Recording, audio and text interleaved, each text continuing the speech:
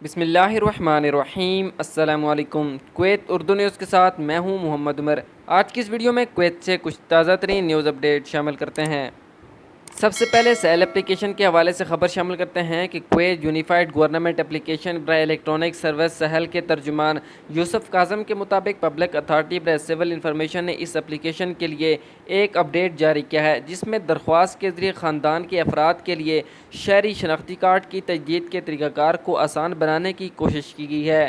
کاظم نے وضاحت کی ہے کہ سہل میں پبلک اتھارٹی برائے سول انفارمیشن کے ذریعے اب خاندان کے افراد کے لیے سول آئی ڈی کی تجدید سروس کو زیادہ آسان اور تیز تر طریقے سے استعمال کرنا ممکن بنایا گیا ہے، کیونکہ گھر کا سربراہ ان کی فہرست استعمال کر سکتا ہے۔ سول نمبر براہ راست اپنے بچوں اور کارکنوں کے سول کارڈ کی تجدید کے لیے جو ان کی کفالت پر ہیں استعمال کیے جا سکتے ہیں۔ اپنے ریمارکس میں انہوں نے وضاحت کی ہے کہ صارفین یعنی سروسز مینیو کو منتخب کر کے public authority for civil information کا انتخاب کر کے اور پھر کارڈ سروس اور کارڈ کی تجدید کی سروس کو منتخب کر کے اس سافٹ ویئر اپڈیٹ سے فائدہ اٹھا سکیں گے۔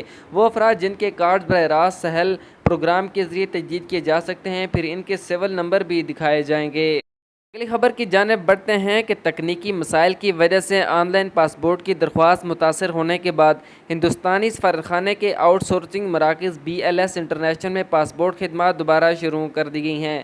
کویت میں تمام تینوں BLS آؤٹ سورسنگ مراکز میں معمول کی کارروائیوں میں واپسی ہو گئی ہے، تاہم بڑے بیک لاگ کی وجہ سے مراکز کو درخواستوں کی بڑی آمد کی توقع ہے۔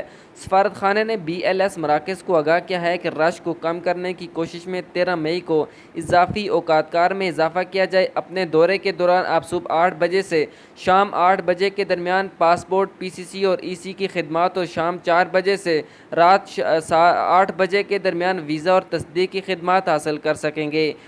ٹوکن آپ 7:30 بجے تک لے سکیں گے۔ خبر کی جانب بڑھتے ہیں کہ وزارت صحت کے مطابق شوائخ اور جیرہ میں دیگر 2 لیبر امتحانی مراکز کے کارکنوں کو اپنے لین دین کو مکمل کرنے کی خواہش مند غیر ملکیوں کے سیلاب پر قابو پانے یعنی رش پر قابو پانے میں دشواری کا سامنا ہے، جس کی وجہ سے وزارت مشرف نمائش کے میدان میں ایک نیا سینٹر کھولنے کی تیاری کر رہی ہے۔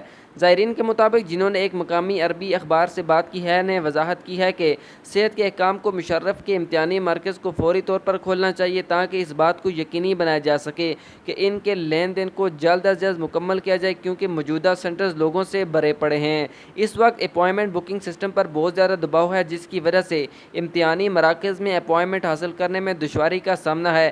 ویزا کی ابتدائی دستیاب تاریخیں 26 مئی کے بعد کی ہیں۔ خبر کی جانب بڑھتے ہیں کہ رمضان اور عید کے دوران عطیات جمع کرنے والے 154 افراد گرفتار کر لیے گئے ہیں۔ روزنامہ القبس کی رپورٹ کے مطابق کویت کے سماجی امور اور کمیونٹی ڈیولپمنٹ کی وزارت نے قانونی اقدامات اٹھائے ہیں اور رمضان کے مقدس مہینے اور عید کی خوشیوں کے دوران لائسنس حاصل کیے بغیر عطیات کا اعلان کرنے اور جمع کرنے والے 54 افراد کو پبلک پراسیکیوشن کے حوالے کیا گیا ہے۔ چیریٹیکل سوسائٹیز اینڈ چیریٹیکل ایسوسی ایشنز ڈپارٹمنٹ کے ڈائریکٹر عبدالعزیز العجمی کی سربراہی میں وزارت کی انسپیکشن ٹیم نے ماہ رمضان اور عید کے دوران 2633 معائنہ دورے کرنے میں کامیابی حاصل کی ہے، جس کے نتیجے میں سرگرمیوں کی نگرانی کی گئی اور عطیات کی وصولی کے قانون کی خلاف ورزی کرنے پر 157 اشتہارات دینے والوں کو گرفتار کیا گیا ہے۔